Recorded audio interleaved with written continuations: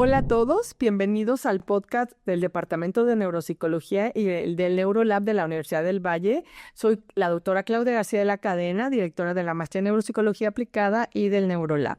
En este segundo capítulo hablaremos sobre la enseñanza virtual y la neurociencia y está otra vez con nosotros la licenciada Cintia Castillo, directora del Departamento de Aprendizaje Digital de la UVG.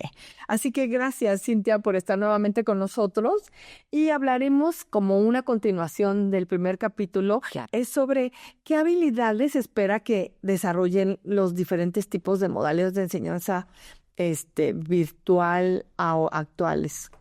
Cuéntanos un poco sobre ese tema. Definitivamente, si trabajamos con estudiantes en modalidades virtuales, los estudiantes deben ir desarrollando algunas habilidades que quizás en la modalidad presencial, aunque sí eran necesarias, no se hace tan evidente como en las modalidades virtuales. Como te puedo mencionar, por ejemplo, habilidades de autorregulación.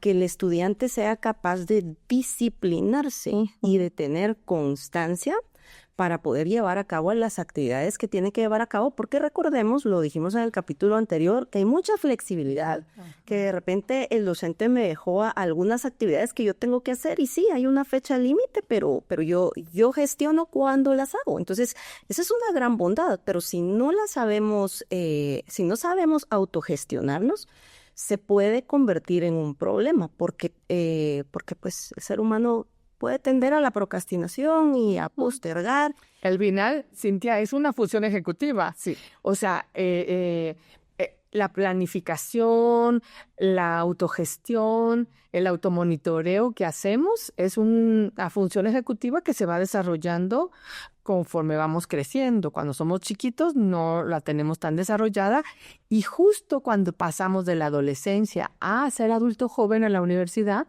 pues es evidente que esa habilidad, esa función ejecutiva debe estar desarrollando o está casi finalizando su desarrollo en el cerebro. Entonces es vital lo que dices de la autorregulación, ¿verdad? Regulación, poder llevar una agenda, gestionar el tiempo, ser consistente, ser disciplinado, poder establecer metas y poder concretarlas.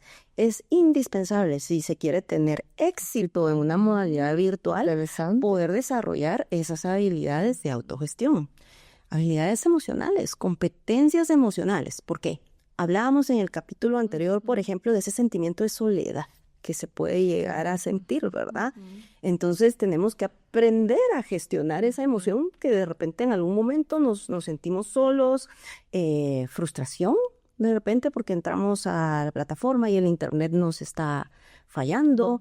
Entonces también necesitamos que el estudiante vaya desarrollando esas competencias, ahí sí que emocionales. Que son esas competencias que ahora se llaman soft, ¿no? Que son esas blandas, esas competencias blandas que es gestionar emociones, Sí. ¿verdad? Regular también esa parte de tus emociones, ¿no? Totalmente, totalmente.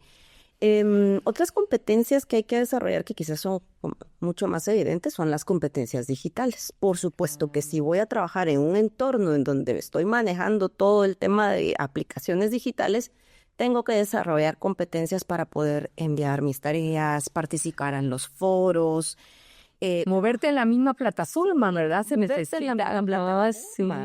Trabajar colaborativamente con mis compañeros, poder tener acceso a los documentos, poder compartir. O sea, son tareas que pueden parecer tan sencillas y tan simples, pero si yo no puedo compartir con un compañero mío el documento que tengo donde está mi aporte, pues entonces no funcionamos, ¿verdad? Entonces están esas competencias digitales. Desde cosas tan sencillas como esa, poder compartir un documento, bueno, y cosas sencillas también como en una videollamada, ser capaz de conocer cómo puedo participar si el docente está utilizando pizarras electrónicas, poder yo participar. Todo eso hasta también poder manejar competencias informacionales, ¿verdad? Que también ¿Cuáles las son conocemos. esas? Son las competencias que nos permiten manejar la información. Por ejemplo, saber investigar, saber Búsqueda de datos o búsqueda de información. saber discernir cuál información es relevante o no para mí, cuál es pertinente, cuál es verdadera, cuál es confiable. Pues saber sintetizar la información, saber extraer lo que necesito, saber evaluarla. y sobre todo poder llegar al punto de saber utilizar esa información, porque es que hay tanta información, Claudia, que no es suficiente solo con tener acceso a ella. Tenemos que saber hacer una gestión efectiva de toda esa información y a eso se le llama competencias informacionales. Entonces, definitivamente en las modalidades virtuales se da mucho el tema de que uno tiene que aprender a aprender.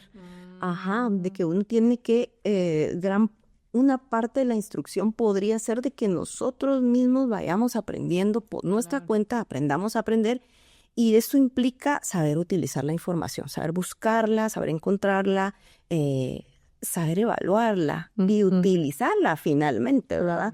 Entonces, esas competencias son sumamente importantes. Oye, cuando hablas de gestión efectiva, ¿te refieres a que el estudiante que está en eso o también te refieres a la gestión efectiva del estudiante, pero también del docente?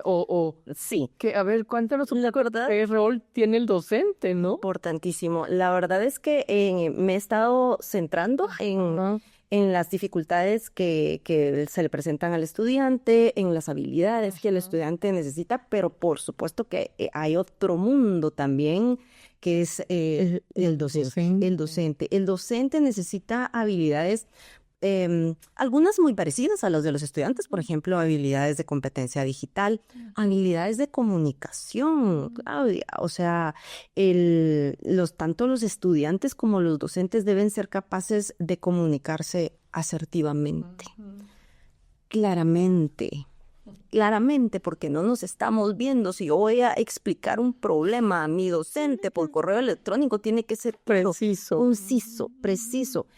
Y lo mismo de parte del docente. El docente tiene que ser capaz de explicarme a través de ese tipo de medios y aprender a comunicarnos a través de una gran variedad de medios, porque no se comunica uno igual en un foro de discusión como en un correo electrónico o incluso en una videoconferencia. Son variaciones, ¿verdad?, de cómo nos comunicamos.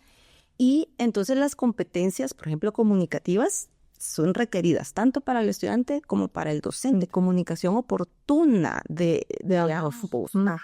Si yo tengo una tarea mañana, pues obviamente es muy tarde si estoy enviando la pregunta hoy, ¿verdad? Entonces eso no es oportuno. O si mi estudiante me hizo una pregunta y yo tardo 3 días en responderla, no es oportuno. Ese es un tema interesante. Cuando se habla de enseñanza virtual, estamos hablando de que la forma la rapidez con la que el docente debe contestar y deben quedar reglas claras, ¿no? Sí, una buena práctica es que dentro de tu curso, en el material del curso, haya algún espacio en donde le des esta información al estudiante. Por ejemplo, yo cuando doy clases, hay un espacio en donde digo, ustedes pueden esperar respuesta de mi parte en 24 horas, fines de semana, 48 horas, qué sé yo, depende de cómo trabajo yo, ¿verdad? Pero es importante que el estudiante lo tenga claro, porque si no también pasa que hay estudiantes que me envían un correo y creen que yo estoy ahí así en la computadora, esperando a recibir correos para responder inmediatamente.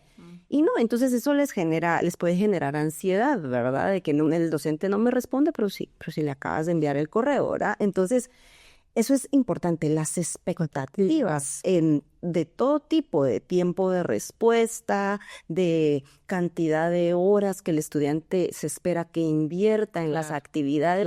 Todas esas expectativas deben estar clarísimas para evitar confusión, frustración de parte de los estudiantes y quizás también de parte de los docentes. Pero volviendo a tu pregunta de gestión, es muy importante.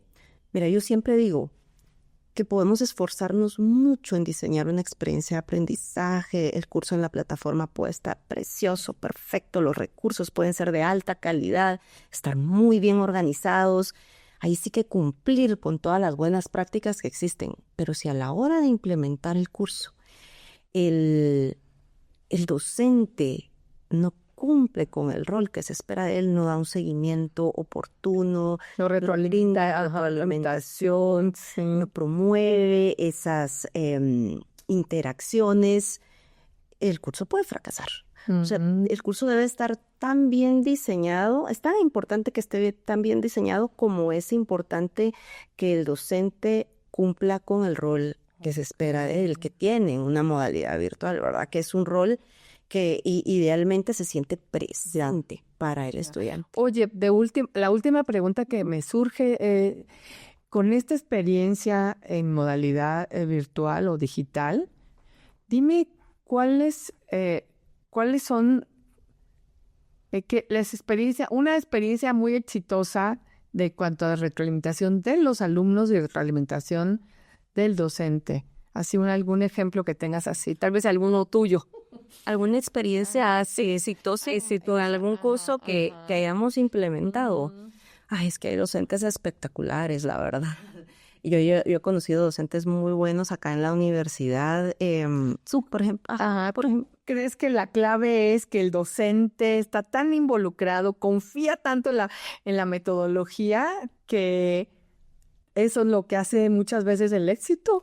Es una combinación de factores. Un docente apasionado por lo que hace, que de verdad está interesado en que sus estudiantes aprendan, va camino al éxito, ¿verdad? Porque cuando uno hace las cosas con pasión y con el corazón, pues se esfuerza más, que esa es la verdad. Entonces, hay docentes que se esfuerzan mucho en la etapa de diseño y desarrollo de sus cursos. Eso ya es parte del éxito, que tienen bien diseñado su curso, pero el momento de la implementación, que realmente se interesan por conocer a los estudiantes, no se les puede dar una experiencia muy personalizada ya estudiante, pero hasta cierto nivel conocerlos para saber cómo apoyarlos de mejor manera. Entonces, siento que eso es parte del éxito de una experiencia de aprendizaje, que el docente esté apasionado, que verdaderamente esté interesado en que sus estudiantes aprendan y que esté pendiente del progreso de los estudiantes, que esté pendiente, que brinde retroalimentación. Porque, Claudia, algo tan sencillo como que un estudiante ya me faltó a 2 o 3 sesiones, y que yo le envíe un correo, un mensaje, ¿qué te pasa? ¿Hay algo en lo que yo te pueda ayudar? Me preocupa que no estés, fíjate que te estás quedando atrás, ¿cómo te apoyo? Esa comunicación, esa interacción que el docente tiene con el estudiante puede hacer la diferencia para volver a ganarlo y a recuperarlo. Entonces, es la combinación de muchos factores, pero yo siento que los docentes apasionados por lo que hacen logran brindar ese tipo de acompañamiento. Bueno, muchas gracias, Cintia, por estar con nosotros. Creo que es muy interesante esta nueva metodología, bueno, que se usa, como lo dijiste en el otro capítulo, pero que nos da una perspectiva distinta de la docencia, y obviamente del aprendizaje. Muchas gracias, Cintia, por estar con nosotros. Gracias a ti por invitarme. Gracias.